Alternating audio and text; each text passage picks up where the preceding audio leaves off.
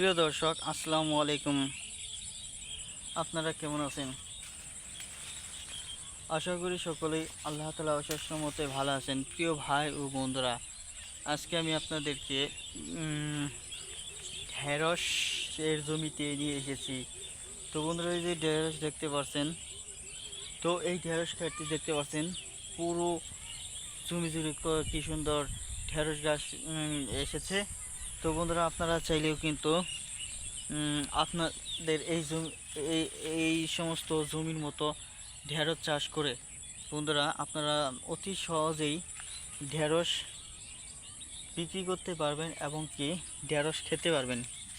তো এতে করে বন্ধুরা ঢেঁড়স খেলে যে উপকার পাওয়া যায় তা কিন্তু আপনারা পেয়ে যাচ্ছেন। ঢেঁড়স খাওয়ার যে ফলে বন্ধুরা ঢেঁড়সের চাহিদা আপনারা পূরণ করতে পারবেন সহজেই। তো সকাল সন্ধ্যা ঢেঁড়স ভাজি করে, ঢেঁড়স বন্ধুরা ভর্তা করে, রান্না করে সবসময় খেতে পারবেন। এই যে বন্ধুরা বর্তমানে সময়টা সিজনে, এই সময়টা উঁচু জমিতে যাদের রয়েছে তারা অবশ্যই ঢেঁড়স চাষ করে নেন। কারণ হচ্ছে বর্তমানে নিচু জমিতে কোনো শাকসবজি চাষ করা যাচ্ছে না পানির কারণে। সেজন্য আপনারা ঢেঁড়স চাষ করে মোটামুটি ভালো দামে বিক্রি করতে পারবেন। তো প্রিয় ভাই ও বন্ধুরা,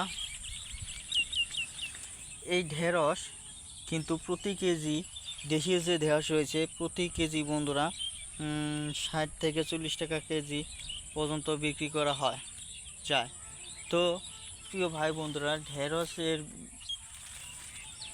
রোপণ করতে চাইলে কৃষকদের সাথে সঠিক পরামর্শ নিন। ভিডিওটি ভালো লেগে থাকলে অবশ্যই আমাদের এই চ্যানেলটিকে সাবস্ক্রাইব করে নেবেন। ধন্যবাদ আপনাদেরকে।